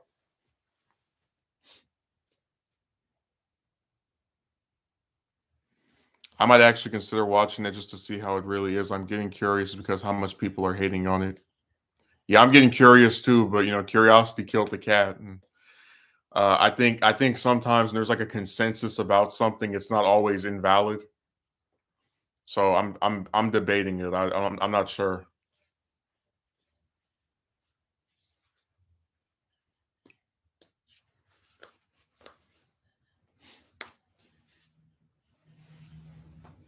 Oh,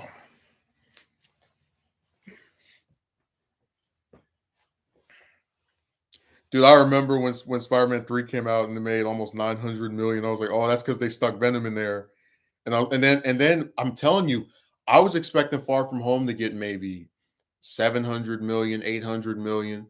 It made over $1 billion with a villain that I didn't even think was that. Like, I don't dislike Mysterio in the comics. Um, because I said before that I think he's pretty cool. Like, one of my favorite stories ever is when he convinces Peter that Aunt May is dead. But I was shocked that the portrayal of that character in that film was like not enough to stop it from getting $1 billion. And it's like that's not even like if you think a villain like that is in charge of this movie, is like the main villain of the movie. I don't need to hear ever again about, well, if they don't use this villain, people are no, it's Spider-Man. Spider-Man's one of the most popular fictional characters, period.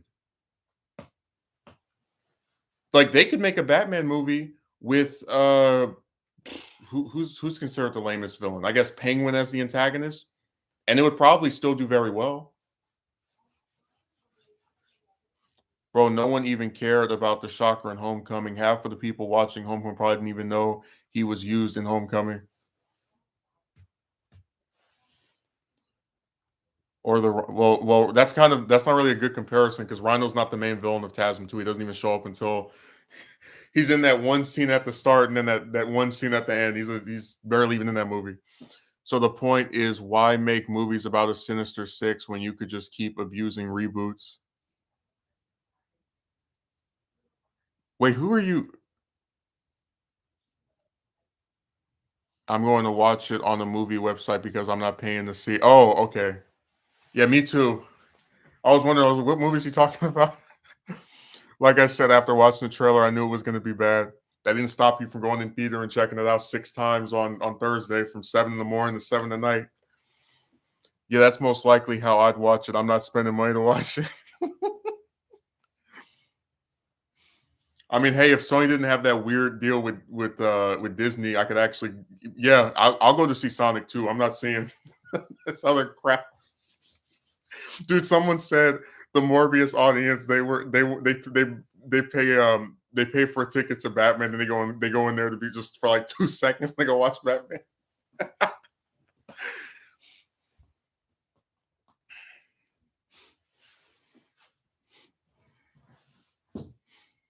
Oh my god. Half of the people watching didn't even. I don't know what point is he trying to make here.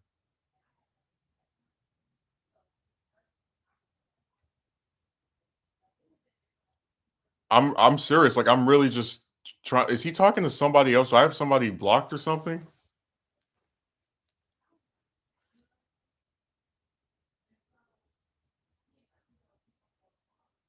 I'm going to see the Batman because a lot of people are saying it's good.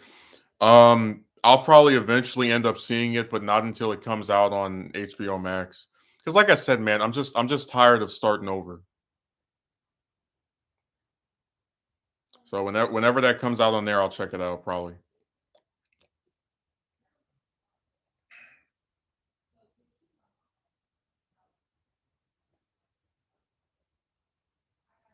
It's coming out April 19th, so yeah, I can wait 2 weeks.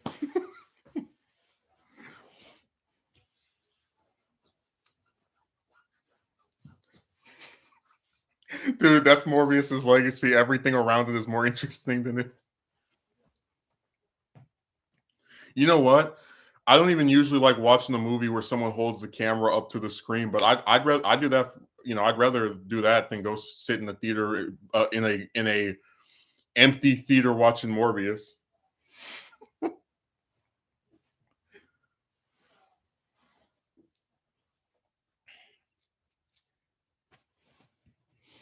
Damn, what like I don't know who thought whatever. It's just we're making fun of that thing for a long time. I guess what just kills me is that they put out the first trailer 2 years ago, and it got delayed over and over again. And remember, we talked about the propaganda. Oh my God, they have Raimi Spider Man in the background. This film is canon to the Raimi universe. Oh wait, they have Oscorp from TASM, and then you watch the movie and that stuff isn't even there. Like that is so damn deceptive, and I can't believe no one got in trouble for that. Those two previous comments were giving perspective on the fact you were saying on why they would end the superhero films at 3 and or TASM after 2. Well, TASM ended after 2 because it underperformed and got negative reception. So if TASM made, if it was still as what it is, but it somehow got positive reviews, made $1 billion, we would probably we would the MCU would be pretty different. Like I don't think No Way Home would exist. Um, and I don't think they would have rebooted it. I think we would have had TASM 3 and 4 as they said they were going to do. Like those two series ended for different reasons. Spider-Man 4 got canceled because Raimi was getting screwed with by Sony. They were interfering with his stuff, and he didn't think he could put the release date out. He could put the film out on the day they gave him to put it out. He didn't think he had enough time. TASM 2 ended completely as a result of just being a poorly made failure on both levels. Oh yeah, I'm deleting that. Sorry. Look, if you want to go suck off the MCU and Sony, go ahead somewhere else. I'm not about to sit here and read that garbage.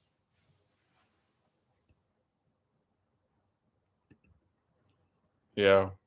We're not playing the game of I saw a movie that doesn't even exist.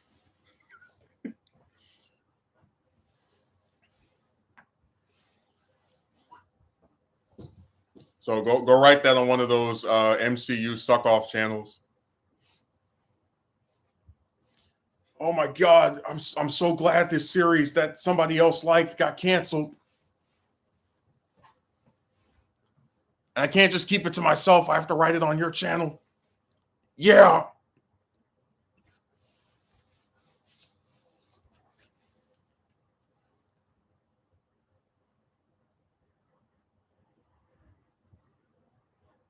I see enough anti everything people across this website. I don't need it repeated here.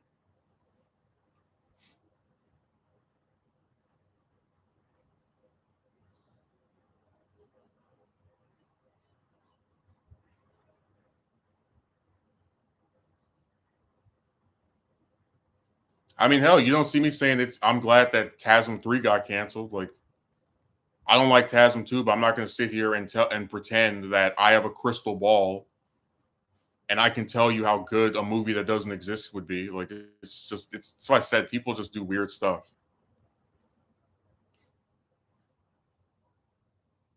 They act in ways I don't understand. It is not even anti anything. It's literally just engaging with the conversation from a different point of view. Yeah, I don't need random contrarians. A different point of view.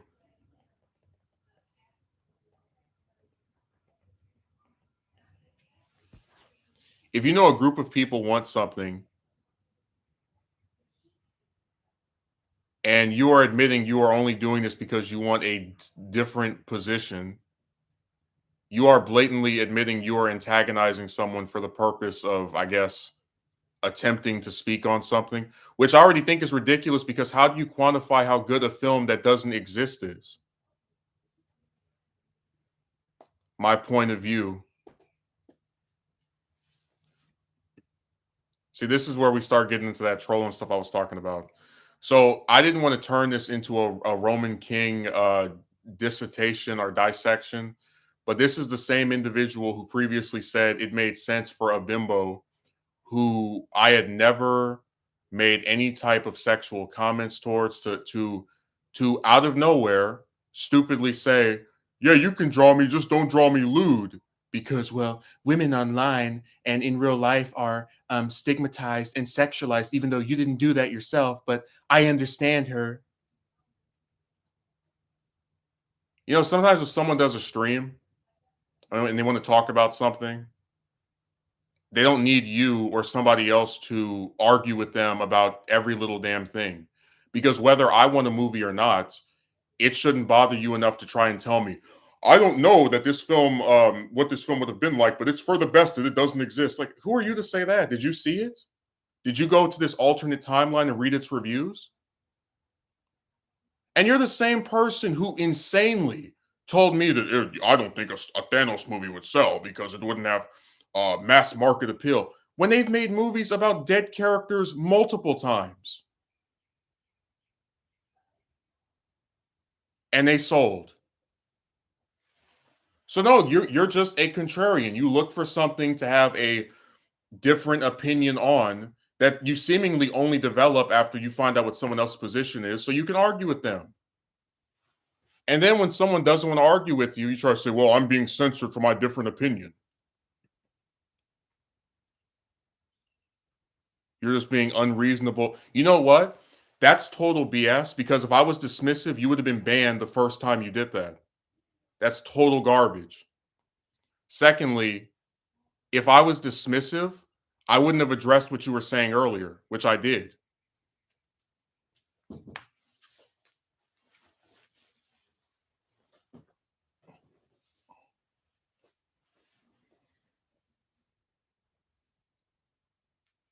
Cry about it.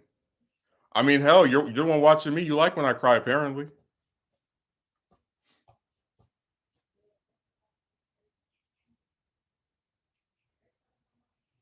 Dude, you see how he just like morphed into a troll so fast? Like he went from saying, and they like to do this where they have their little transformations. I am trying to engage with a different point of view, and you're the one who's unreasonably hostile. Cry about it. So pick a lane. You're either going to be a troll now, or you're going to act like you have a little bit of common sense.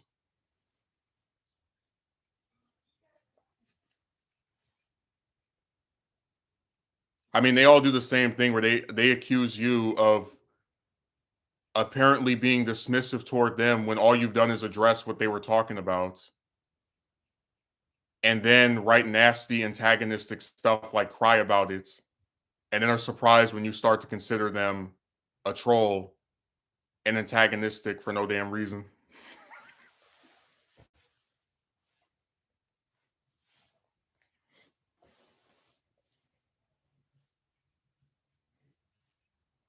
Dude, what person who is not a troll would tell someone that's responding to them cry about it?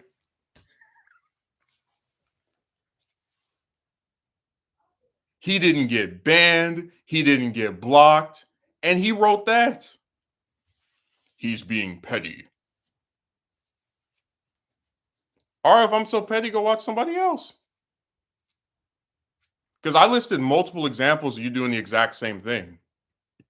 So it's not like you just one time spoke out of turn and then you got this big reprimand. No, you've done this repeatedly.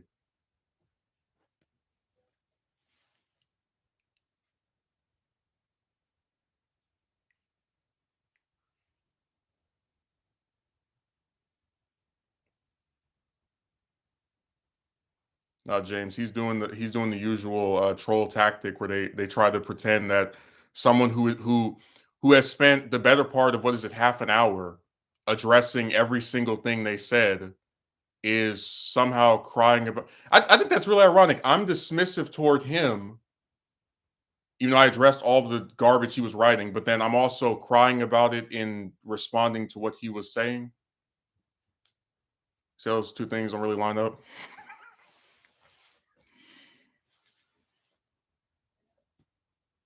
What examples? Please share. Dude, I'm not about to sit here and restate what I already said from 10 streams ago. Who cares if it was I don't care if it was 2 years ago. If I have an example of you exhibiting a repeated pattern of behavior, I'm going to mention it.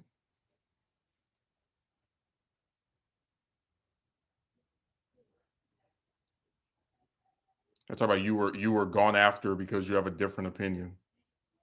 No, people just don't feel like being antagonized on their own damn stream.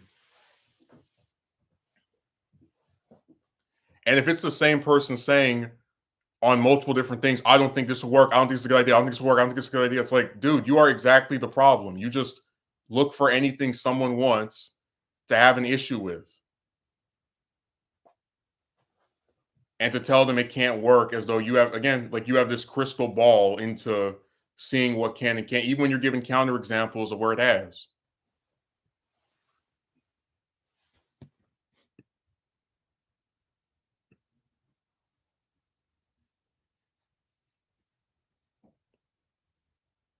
But I guess since you deleted his comment by just stating his opinion, he got offended. Well, if he's so offended, he can go watch somebody else.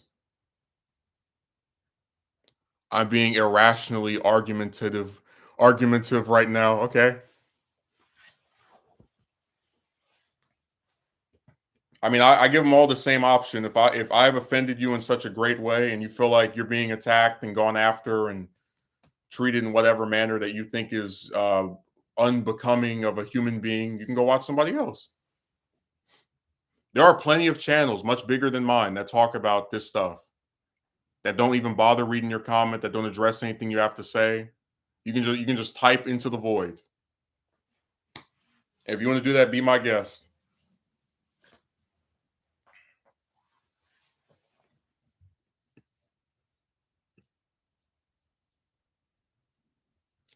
I'm offended and you're not. That's why you said I'm crying.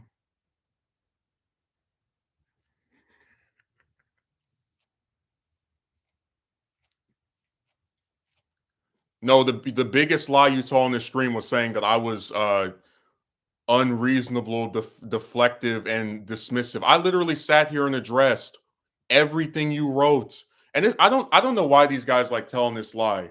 You will read everything they write and explain why you don't believe it, agree with it, etc. And then they'll tell you that you didn't listen or you weren't observing or paying attention or some other way of claiming that you ignored them. It's like I read what you wrote, I responded to it. No, I'll read what you write again when you admit that you lied. Talking about I'm dismissive. Are you kidding me? I read damn near every comment on my stream, unless it's a whole bunch of people typing stuff so fast.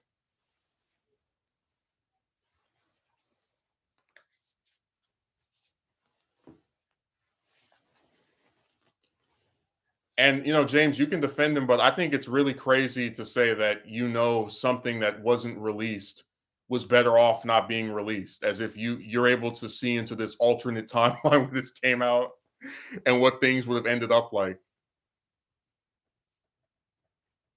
I think that's nuts.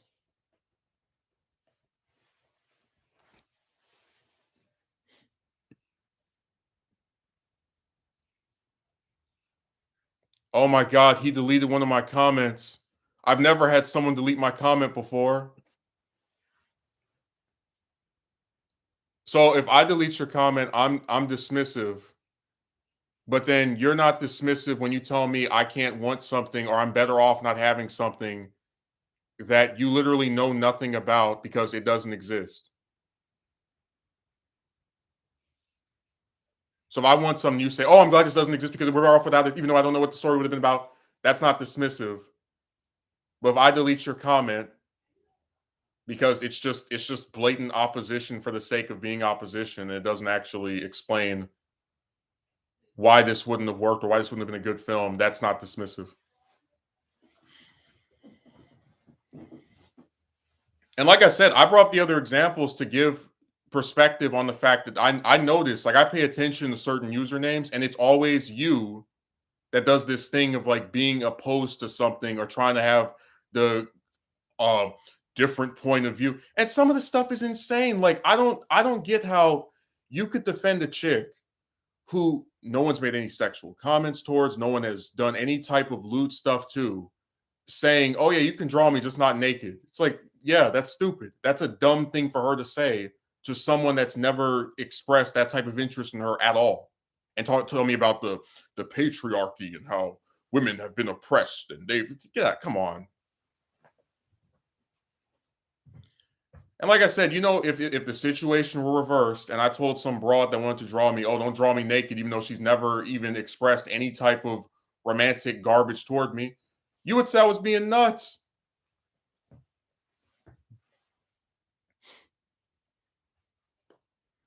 I'll go back to reading your comments when you admit you lied. Call me dismissive. That's the biggest turd I've seen on this website.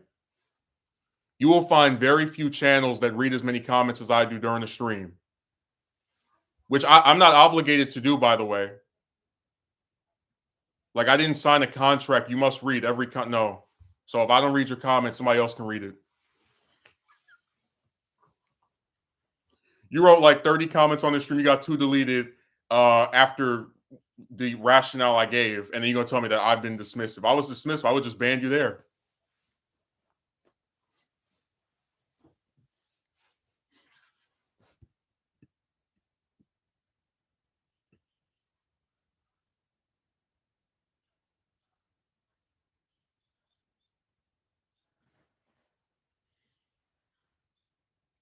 Yeah, politics is about discourse, but here's the thing.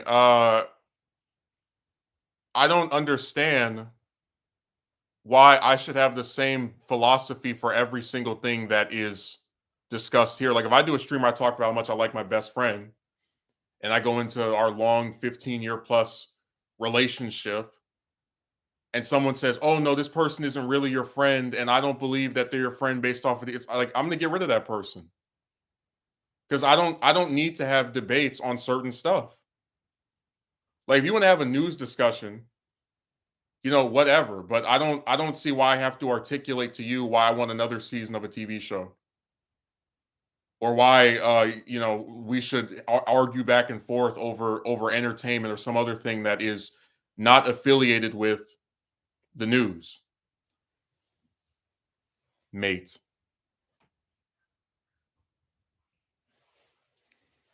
I'm just saying I don't have to have discourse on everything I discuss.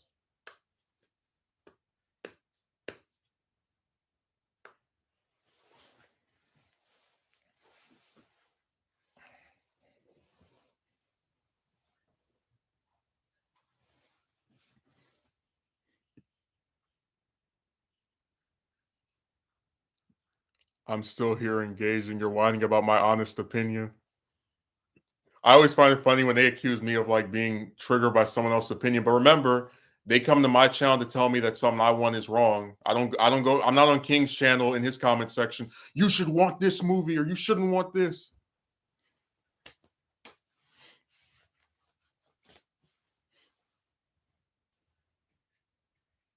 Like I said, they seek out my position and then they try to tell me like why it should be invalidated.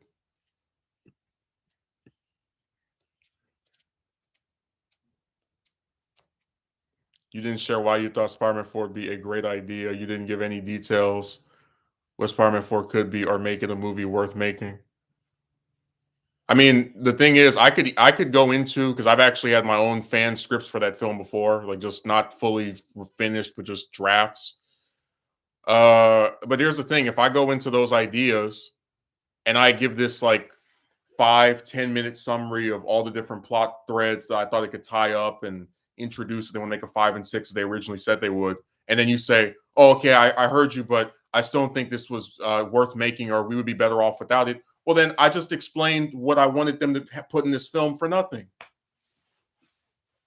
So if people are just like, that's the problem. If you want to go deeper into this dialogue and you start from the position of this shouldn't even exist, then what is the purpose of explaining more about it other than to just waste your breath?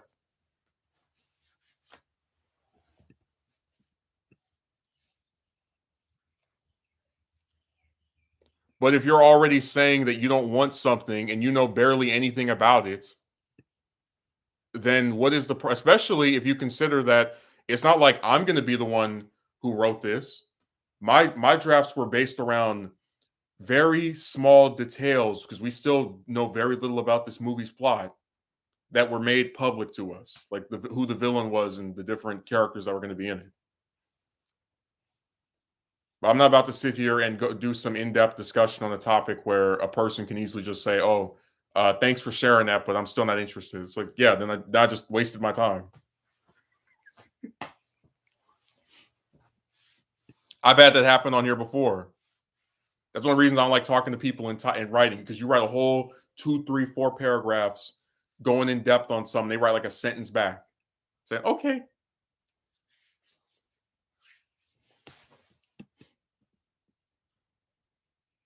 Opinions aren't permanent. But they're also not entitled to full explanations of why someone else believes something. Like, I could just say I wanted the fourth Raimi film because I thought it would have been fun. Like it's like the hell going into these deeper minutiae, and I would be more open to doing it if it was someone that wanted the same thing, because then I would feel as if the person was more open minded about the concept. But someone that says we're better off without this and they don't even know no, I'm good.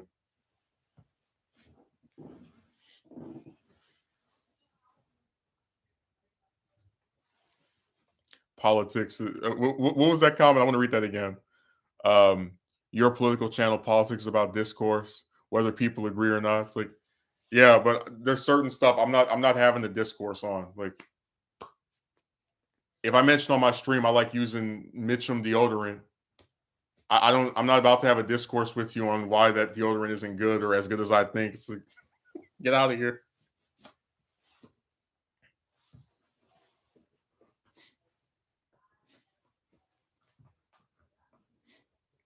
Because hell, even with like a lot of the news topics, like usually I just let people write that stuff in the comment section. I don't really like to argue back and forth with them. And they only get the lead if they're like really rude or nasty. Which even then, that's still a courtesy I give to them, because I could just not read their comment and not respond to it. Just like I could do a stream where there's just people talking to it could be 3 people here. I could just ignore all of the comments and just talk for 2 hours.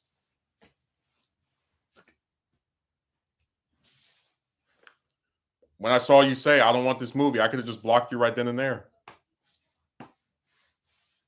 Like I'm under no obligation as a content creator to foster discussions that I either think are not important or I don't really find appealing. And I don't really sit here and argue with people about movies that often. Especially when I believe the person is convinced that something that I want is not good or doesn't make sense or they're opposed to.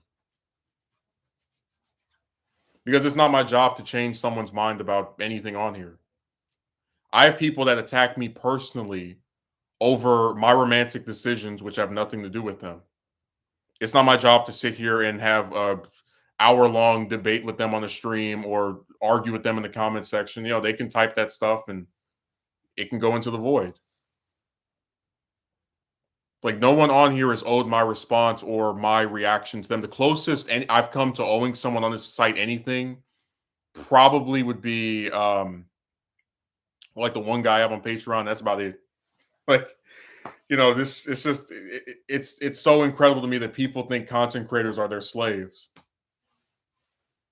I'm going to come on your stream and tell you that I don't want this, and now you must explain to me why this is good, even though I probably am not going to change my mind anyway.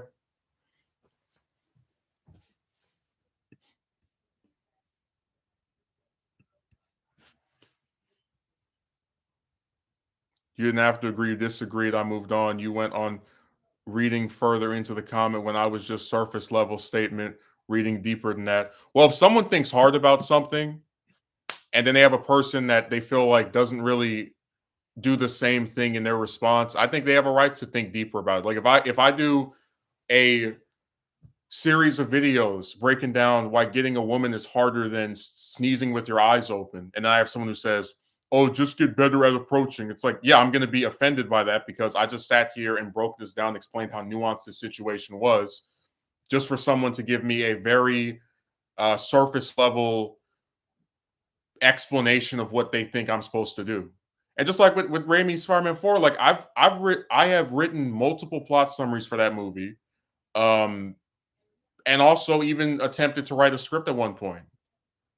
And the plot summaries always have the first act, second act, third act, um, to where it would convince me that there was potential for that film to be very good. So if I have someone who says, "Oh, we're better off with this not existing at all," it's like, well, hell, that's a spit in the face to my work.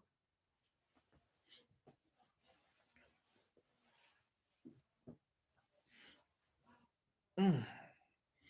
And it's been 2 hours getting off of here. Thanks, Megumi. Thanks, Dio, when he was here earlier, Akatsuki Merchant. James, even though he deleted all his stuff and tried to reboot himself. Uh, I'll do another stream on Saturday. Have a good rest of your day.